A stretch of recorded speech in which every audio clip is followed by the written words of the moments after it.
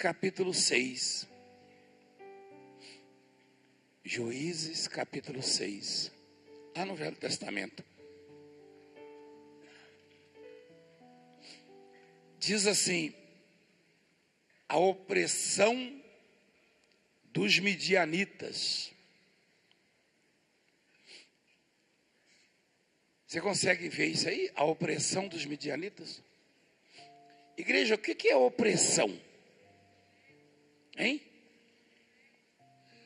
Opressão é uma coisa boa, é? Ah, não é não?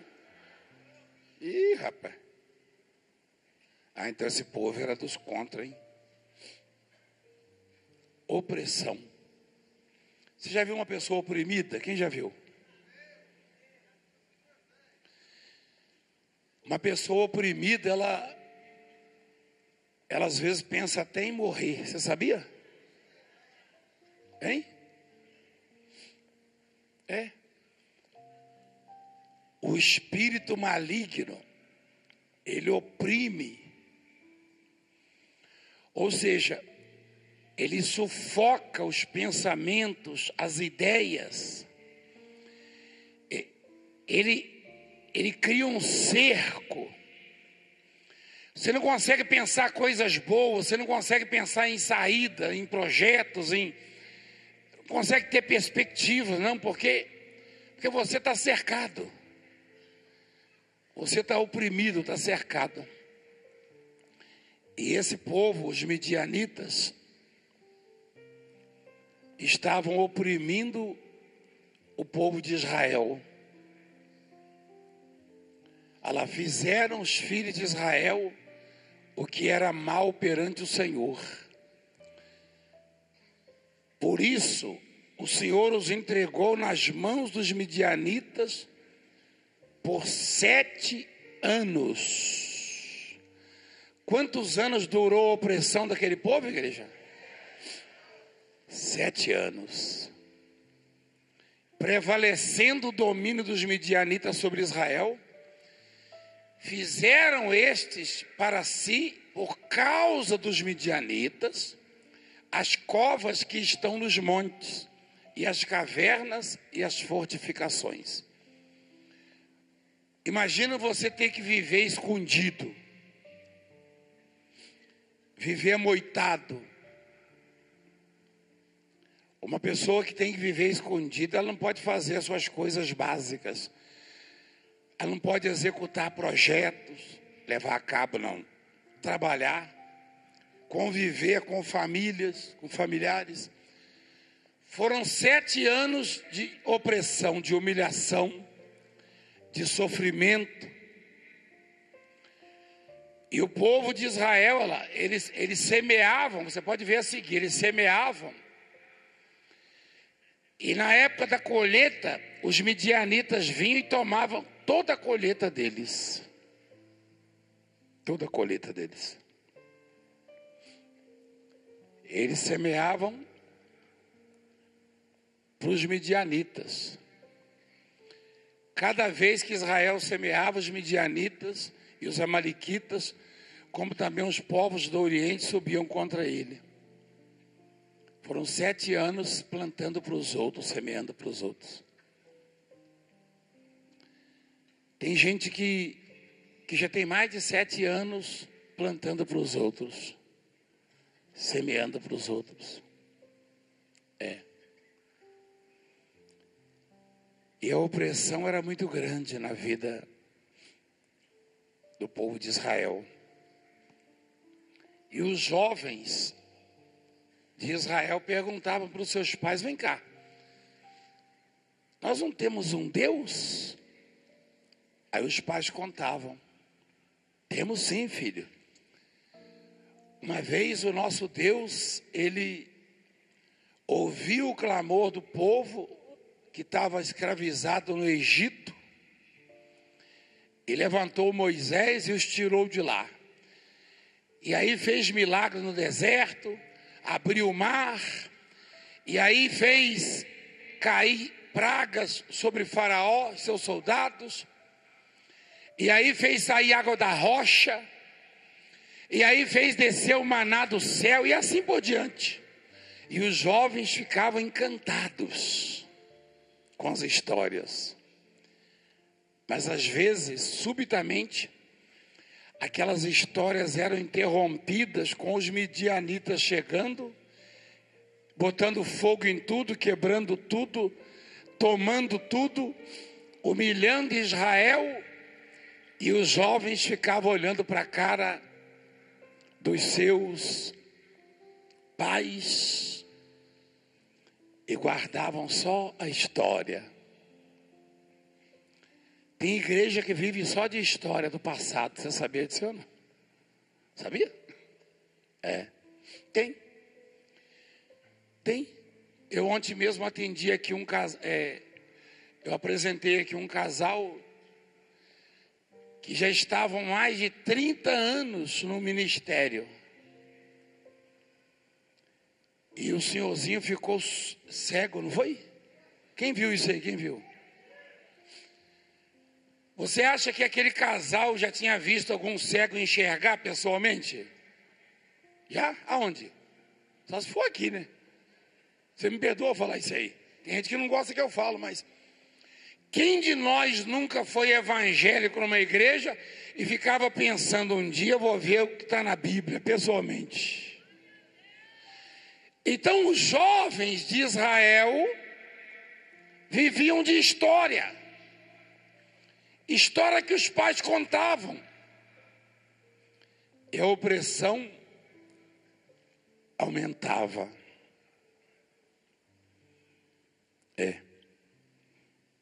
E a opressão aumentava. Mas Deus era com eles. Dentre aqueles jovens tinha um chamado Gideão. Um garoto ainda. E como a família dele era bem pobrezinha, bem pequena, bem insignificante ali, e Manassés era a menor família, a mais pobre. E ainda dentro da família dele, Gideão era o menor. Não tem essas coisas? Não é você que diz que é o menor, mas os seus próprios pais começam a ver que alguns irmãos seus são mais desenvoltos, são mais para frente. O pai olha e fala, aquele ali vai ajudar eu a administrar, ó. Aquele ali é inteligente, vai fazer aquilo, outro vai fazer aquilo outro. Lá em casa, por exemplo, sobrou para mim o buscar água na mina, no balde. Será que eu era inteligente? Espera aí, Grego, eu estou pensando aqui. Minha mãe falava, você, fulano, vai chegar uma família assim, fica aí para ajudar a receber. Você, Valdemiro, vai no mato buscar lenha. Quem já buscou lenha no mato? Ih, rapaz, era que nem eu mesmo, hein? Tudo pé vermelho, hein? Ih, chama pé vermelho, fica andando descalço, candeando boi. Mas os olhos do Todo-Poderoso estão lá nos pezinhos vermelhos.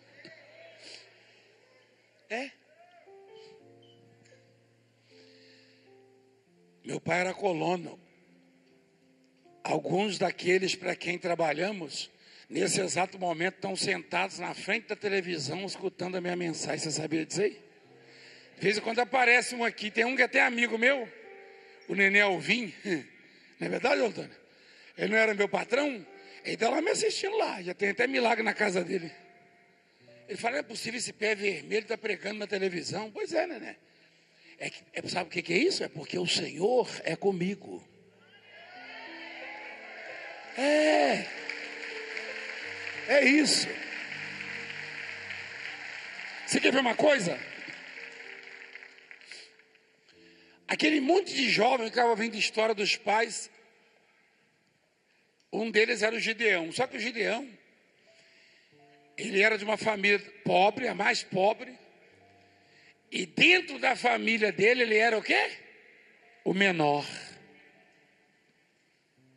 Você sabe que tem isso, né? Só que os pais não são culpados, não. É porque meu pai e minha mãe olhavam para os filhos. Aquele dali é esperto, ó. Que vai me ajudar nisso. Aquela ali é inteligente, vai me ajudar nisso. E você? Eu ficava catando um melão. Aquele melãozinho vermelho, amarelo, quase vermelho.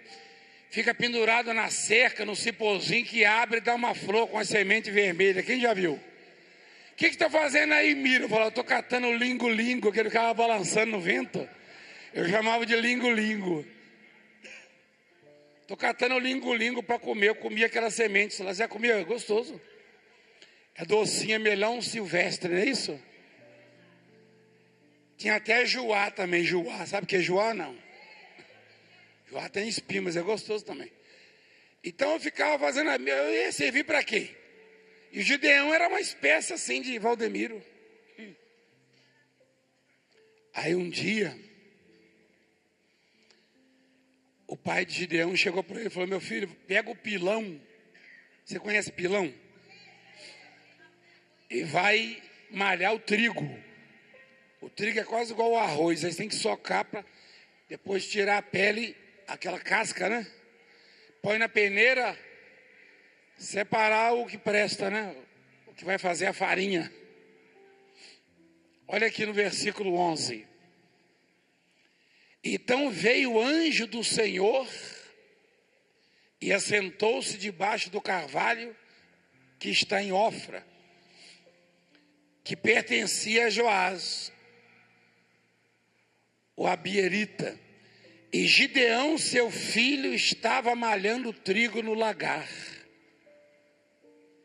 Aquele pilão gigante, para o pôr a salvo dos midianitas. Por que o Gideão malhava o trigo no meio do mato lá distante? Para colocar a salvo, ou seja, para esconder dos midianitas, porque os midianitas tomavam, assaltavam, roubavam o trigo que era o pão de cada dia deles.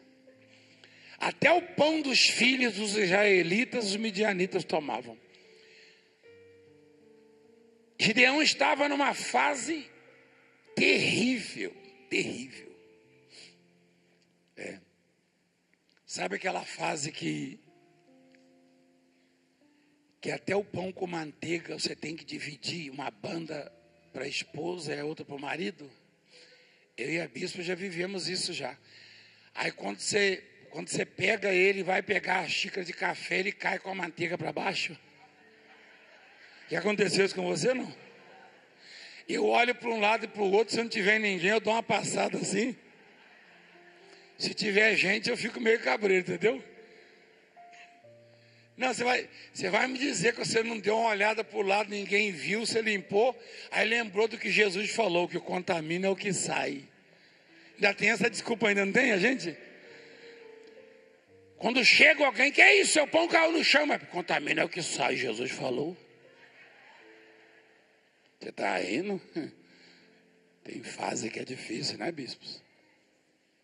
É difícil. Quem nunca viveu isso, né? Eu chegava em casa bem cansado na igreja, no começo dessa obra que está fazendo 22 anos, de tanto ser massacrado pelos midianitas. A gente entrava na televisão, os midianitas tiravam. Entrava no rádio, midianita tirava. Não é verdade? Tudo que a gente fazia. A gente estava lá na Floriano Peixoto, no Recife, numa sede lotada, os midianitas foram lá e compraram o prédio, né? Aí eu chegava em casa cansado, suado. Aí falava assim, e aí, Francileia, o que tem aí para a gente comer? Ela falava, ué, o que tem aí? Você sabe o que tem? Eu falava, não tem novidade, que novidade? E os midianitas massacravam a gente.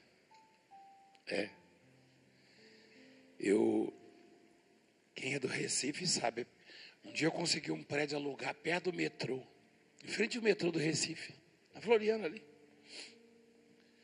Aí o proprietário, depois que a igreja estava lotada, tinha 2 anos que a gente estava lá, ele falou, olha, vocês querem comprar o prédio? Eu falei, não tem condição de comprar. Aí, então vocês vão ter que sair, assina essa carta aqui. Mas por quê? Porque os midianitas fizeram uma proposta para comprar, só para tirarem a gente. o amendoim. E as pessoas chegavam para nós e falavam assim, não, desiste, Valdemiro, não tem jeito não. Ah lá. Eles falavam, desiste, Valdemiro, não tem jeito não. Eu falei, eu desisti? Vou desistir nada. Os midianitas tomavam, durante 7 anos, tomaram tudo que os israelitas plantaram e produziram. O jovenzinho Gideão pegou um pilão pesado para burro, mais o trigo, e foi lá para o meio do mato, escolheu uma árvore daquela que nem gavião pousa, que está lá no meio das outras, e ficou malhando o trigo, e tinha alguém de olho nele. Tinha alguém de olho nele.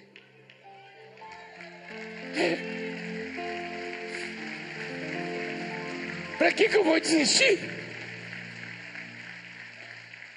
Por que eu vou desistir? Eu não vou desistir. Porque quando ninguém me vê, os olhos do Senhor estão sobre a minha vida. Por quê? Por que eu vou desistir? Eu só vou desistir quando eu estiver no caixão. Eu acho até que para não desistir, é bom você não brincar muito no meu velório, não. Porque do jeito que eu sou, teimoso, é capaz de eu botar a cabeça para fora só para dar uma bronca em você. Tem gente que vai lembrar disso, não vai? Me provoca quando você estiver no meu velório para você ver. Eu desisti? Eu desisti? Eu, a bispa e as meninas, no calor do Recife, Pernambuco, 11h30 da noite, fechava o posto de gasolina. A gente não tinha nem geladeira. Isso depois de ter ajudado a construir um ministério inteiro, você sabe. Que nós fomos fundadores lá também. Você deve saber disso. Ela chegou com 15 anos lá, eu cheguei com 17.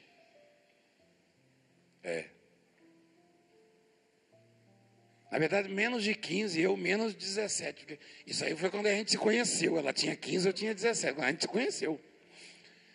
Hoje, essa semana nós fizemos 35 anos de casado, mais 4,5 que ela me enrolou namorando, quase 40 anos. É para vocês, hein? Quer dizer que foi eu que enrolei. Quer dizer que o homem é que é o réu? Então deixa para lá. Estou falando, vocês estão sempre contra mim. Eu não tinha dinheiro, eu estava que nem o Gideão. Eu não tinha dinheiro. E meu primeiro guarda-roupa eu comprei num Jumbo Elétrico que tinha aqui na Antônio Bento. Você conhece? Aqui na Antônio Bento. Acho que fechou, né, a loja, né? Fechou, não consegui pagar também. Então, um pouquinho da história do Gideão e desse ministério para você crescer na fé. Lá, não é verdade? Lembra você ajudou a montar um aglomeradozinho? Só que não pode mudar, que lá, se você mudar de casa ele quebra, né? Que ele é cheio de pó dentro, né? Não é madeira. Comprei fiado lá. Minha sorte é que entrou um tal de cruzado novo, aí fez a conversão, aí melhorou a parcela. Mas o Gideão teve tudo para desistir. Tudo para desistir. Por quê? Porque mesmo as famílias mais nobres de Manassés, todo mundo era humilhado pelos midianitas. E a família dele era a mais fraquinha, a mais pobre. E na casa dele ele ainda era o menor. Ele tinha tudo tudo para desistir. Eu estou falando com você que olha à sua volta e tem tudo para desistir. Eu digo, não desista. Porque os olhos de Deus estão em você. Os olhos do Senhor estão em você. Não desista.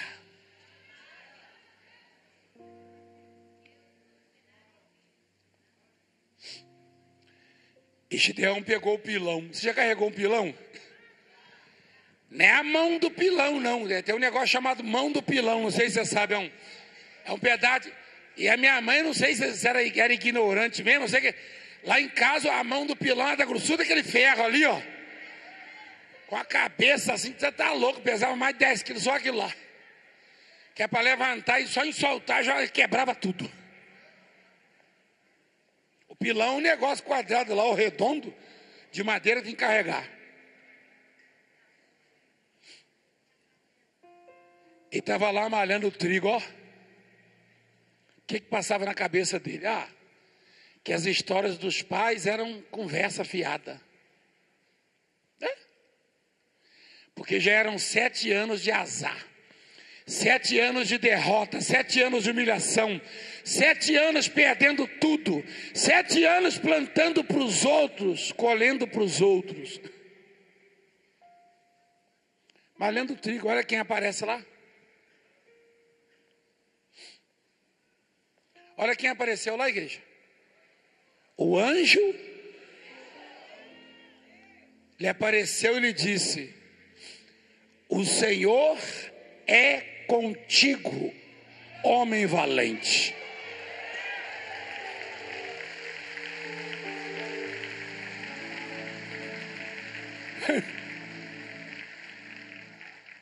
Você já ouviu isso de alguém, já? De vez em quando eu consigo umas vitórias assim extraordinárias. Alguém chega, por exemplo, quem lembra que iam passar uma rua aqui no meio e iam tomar isso aqui da gente? Aí quando a gente conseguiu reverter lá na justiça, chegou alguém para mim e falou: o senhor é contigo. Eu falei: eu sei, acabou de reverter o negócio. Gente, com açúcar até Giló é doce, igreja. Você conhece Giló? Quem conhece? Você sabia que existe doce de Giló? Quem sabia? Eu nunca comi não, mas existe. Com açúcar até Giló é doce. Ué. Eu quero ver alguém falar que o senhor é comigo, quando o trator da prefeitura já estava ali fora esperando para abrir a rua aqui no meio, a máquina. A patrol que chama, né? Sei lá. Um dia eu cheguei, tinha umas máquinas gigantes aqui, ó. Falei: para que essa máquina aí? Nós não alugamos máquina. Não é isso aí que eles vão abrir uma estrada aqui no meio. Eu falei: vai abrir uma vírgula. Eu vou deitar aqui no meio, eles vão passar por cima de mim com essa máquina, mas daqui eu não saio. Aí eles vão te prender. Eu falei: pode prender. Pode prender. Mas eu vou entrar na frente deles.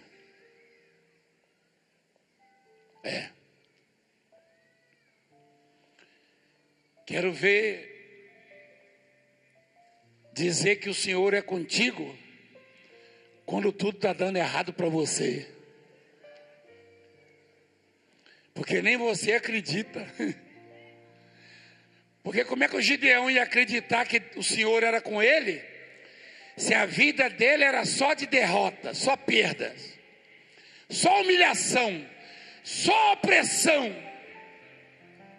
É fácil você acreditar que o Senhor é contigo quando o dinheiro está sobrando, quando a saúde está esbanjando, quando a casa está feliz, quando tudo está dando certo.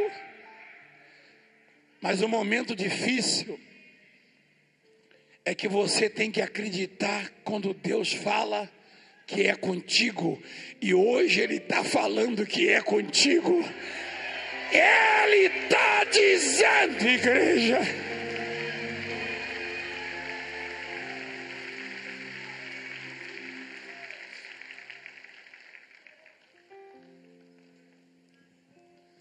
Gideão está lá debaixo da árvore, ó. sozinho. Tempo de uma onça chegar e catar ele, um leão. Coitado. Uma malhada no trigo e uma olhada na moita para ver se não tinha alguns midianitas para pegar o trigo dele. E o pensamento, como é que eu vou voltar com esse trigo depois malhado, essa farinha? Será que eu vou conseguir chegar em casa? Meus irmãozinhos mais novos estão lá tudo...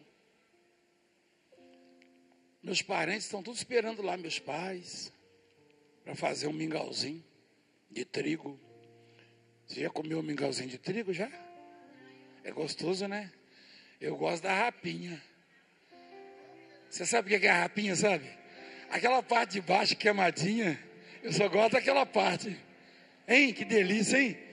Gideão malhando o trigo, sem saber que ia chegar em casa com o trigo. Porque ele não tinha evidências, ele não via sinais de que o Senhor era com ele. Eu e você vemos sinais todos os dias, não vemos, igreja? Nós vemos, igreja. Deus nos deu uma porta, uma obra que nos mostra os sinais. E o anjo chegou para Gideão. Eu já ouvi gente dizendo: Valdemiro, Deus é contigo. E me fortaleceu, sabe? Imagina então quando o próprio Deus fala, né? Ali com Gideão, quem estava falando era o próprio Deus, o representante do Senhor. Ó. O anjo, ele disse: o Senhor o quê? Coisa maravilhosa, hein? Uma coisa é você ouvir do pastor, do apóstolo, do amigo, do marido, da mulher, do filho. Outra coisa é Deus falar com você.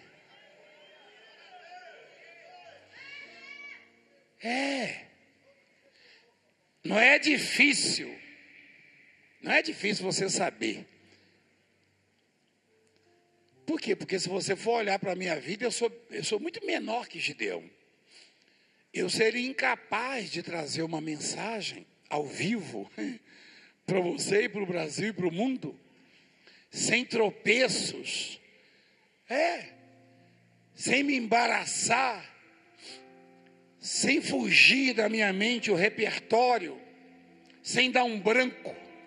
Você acha que um sujeito no meio do mato como eu seria capaz de ministrar ao vivo assim para a multidão, se não fosse Deus que estivesse falando com você?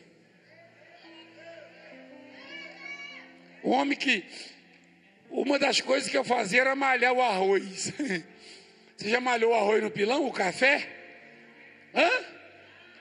Mas o pior de todos era na sexta-feira santa, na semana santa, que tinha que socar o milho para fazer a canjica. O milho é o mais duro que tem. Botava o milho lá, o milho escorrega, tinha que rasgar a palha para ele não espirrar e botar junto, socar até virar aquela canjica, aquele milho branco.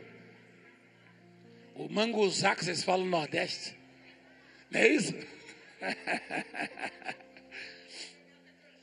Mas a maioria já fez isso. Gideão estava lá debaixo do carvalho, ó. E o anjo aparece e fala: o Senhor é contigo. Você precisa... O ser humano precisa de o que mais? Se Deus chega e diz para você que é contigo, você precisa de mais o quê? Você precisa ser amigo do prefeito? Do presidente? Do governador? Você precisa ser amigo de quem? Deus está dizendo: eu sou contigo.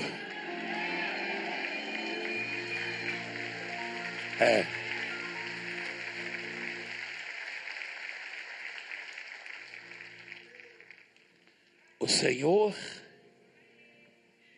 é contigo. Olha o que o anjo falou. Ainda chamou ele de homem valente, rapaz. Quando eu tinha 14 anos de idade, 15, o jeito chegava, que homem valente, homem o que, um pirralho. Aí eu ficava assim, uai, então eu já sou homem já, uai. Hein? Até fazer 18 anos, o rapaz fica doido para ser chamado de homem. Começa a passar a idade e quer ser chamado de menino de novo. Quando a idade vai avançando, ele fica... Ô jovem!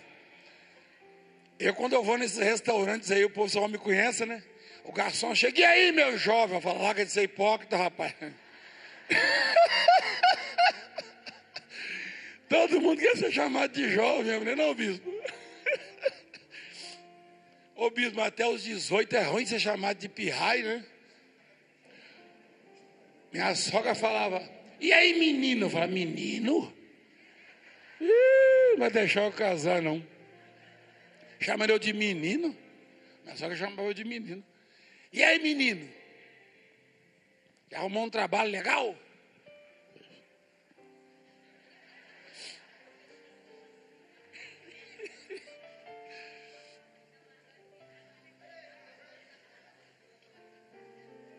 Que coisa boa, o Gideão está lá no meio do mato, ó. Escondido. Estava cercado de gente, não, né? Estava o quê? Sozinho. Sozinho. Presta atenção na palavra. Presta atenção. Dá um pouquinho de valor a Deus para Ele te abençoar. Tem gente que vem para a igreja, o Deus dela é o problema dela. Fica o tempo todo no problema. Você fica o tempo todo no problema. Imagina o seu filho só se interessasse no que você dá e não interessasse em você. Se interessa um pouco em Deus.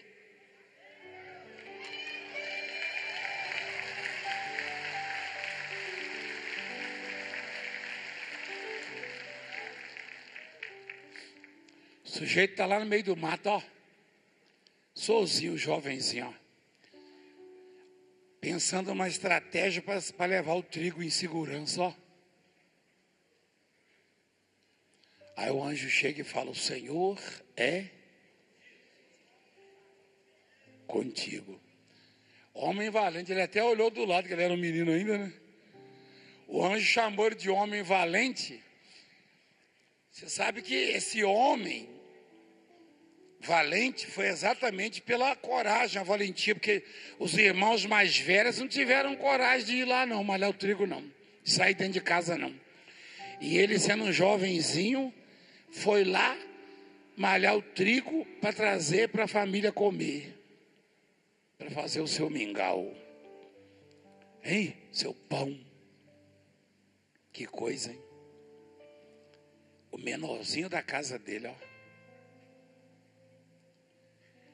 E quando o anjo falou para ele, ele falou, ah, meu Senhor, você viu que não teve nada de arrogância, igual muita gente ensina, de desafiar Deus, conversa, ó.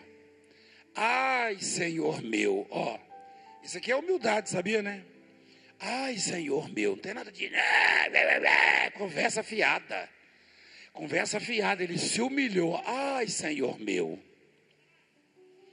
se o Senhor é conosco, por que nos sobreveio tudo isso? E que efeito de todas as suas maravilhas que nossos pais nos contaram, dizendo, não nos fez o Senhor subir do Egito? Porém agora o Senhor nos desamparou e nos entregou nas mãos dos midianitas. E era verdade, mas por causa da idolatria, do pecado. Então se virou o Senhor para ele e disse, quem foi que se virou para ele, igreja? Presta atenção.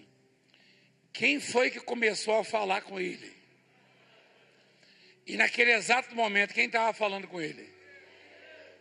Hã? Olha que coisa linda. Que coisa linda.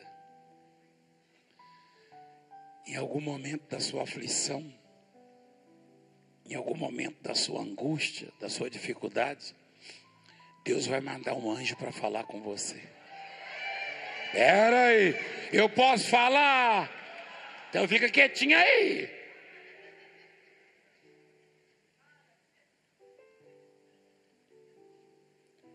Mas se você demonstrar força, confiança, no meio da conversa, o próprio Senhor Deus se apresenta e fala com você. Quem começou a falar com Gideão? E naquele momento, quem é que estava falando com Gideão? Quem? Que coisa linda. Deus observando o anjo falar com ele. E Deus falou para o anjo assim: meu filho, deixa que agora eu assumo. Deixa que eu vou pessoalmente. Esse aí merece. Esse aí acredita, esse é valente. Esse não desiste. Este não desiste. Se alguém não desiste, Deus vem pessoalmente falar com ele. Se alguém não desiste, Deus vem pessoalmente falar com ele. Nunca desista. Nunca. Nunca. Mas tem hora que dá vontade de desistir na igreja. Tem hora que não é fácil, não. Gideão estava na fase da vida dele, mas muito difícil. Os pais nem saíram dentro de casa. Os irmãos tudo moitado. Ele próprio foi de para lá para o meio do mato, carregando um pilão, morro acima, tadinho. Deve ter dado várias viagens, né? Leva o pilão, leva a mão do pilão, leva o trigo, depois a mesma coisa de volta. Olha quem já estava lá com ele, ó. Mostra lá. Então se virou quem? O anjo. O chefe do anjo, ó.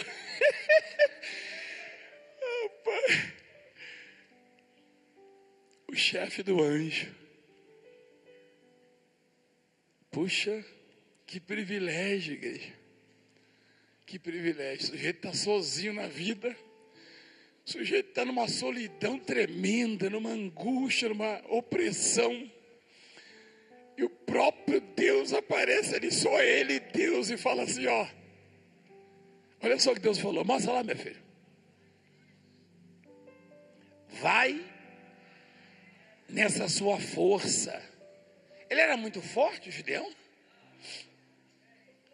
Ele malhava o trigo, né?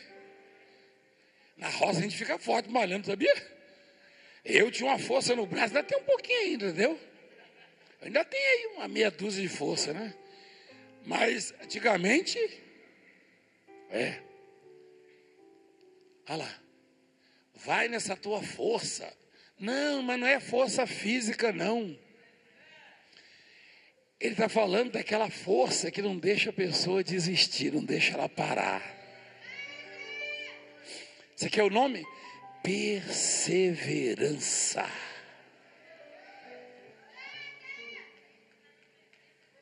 Olha lá. Olha o que o Senhor falou. Vai nessa sua força e livra quem? Da mão dos midianitas. Porventura, não te enviei eu? Eita Deus!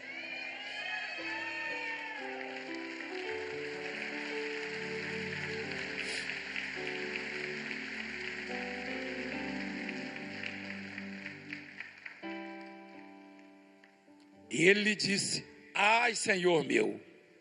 A humildade, ó. Não tem nada de afrontar, desafiar. Isso é conversa fiada. Não, porque Gideão desafiou a Deus. Desafiou o quê, rapaz? Tem que desafiar o cão, rapaz. Aí ele diz: ai, Senhor meu. Com que livrarei Israel? Eis que a minha família é a mais pobre em Manassés, e eu o menor na casa de meu pai. Tornou-lhe o anjo. Não. Oh, desculpa. Não foi o anjo. Foi o chefe. Foi o chefe. Ei. Foi o dono de tudo. O maior de todos. O único. já que eu estou contigo,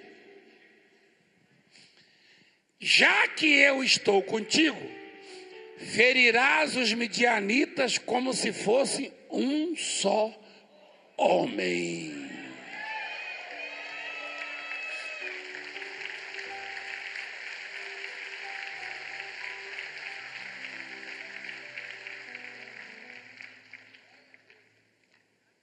Tadinho do Gideão, estava tão bombardeado.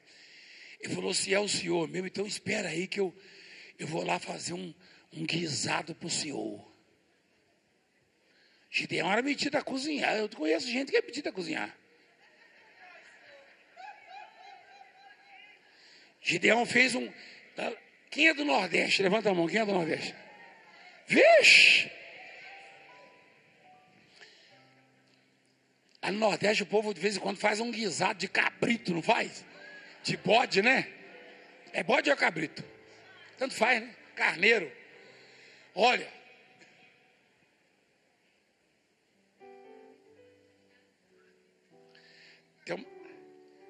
Hein? Ele fez um guisado de... Ele falou para assim, espera aí que eu vou lá. Ele foi lá e caprichou. Ele fez um guisado. Ai, eu que tinha andado meio fraquinho assim de gripe, até eu comia aquele guisado. Se botasse umas batatas lá dentro, um inhamezinho, hein? Que delícia. Eu gosto de carneiro, bode eu não gosto não. Bode é estranho, né? Tem um cheiro forte. Não, bode não, bode cheira forte, né? O carneiro é que é bom, não é? Carneirinho. Eu sei que o Gideão caprichou, rapaz. Foi de cabrito que ele fez, foi? Foi de quê? Ah, de cabrito. Mas cabrito não é o mesmo bode, mas esse aí deve ser aquele novinho, né? Gideão não ia dar aquele bode que não toma banho, né? Não tem um bode que tem um cheiro forte? Tem um que... Agora o carneirinho é bom, hein? Carneirinho. E ele fez um guisado, ó. Era oferta para Deus. Deus recebeu, ó. Quando a coisa é feita de coração, Deus recebe, não recebe, igreja? Que coisa. E ali começou a história de um vencedor. Como é que começa a história do vencedor, apóstolo? Começa quando ele está solitário. Quando ele está aparentemente derrotado, humilhado, oprimido. Quando ele está para baixo, quando ele está prostrado. Quando ele está escondido, quando ele está fugindo. Quando ele está humilhado, quando ele está triste. Mas ele não desiste. Lá dentro dele ou dela tem um pensamento: eu ainda vou vencer.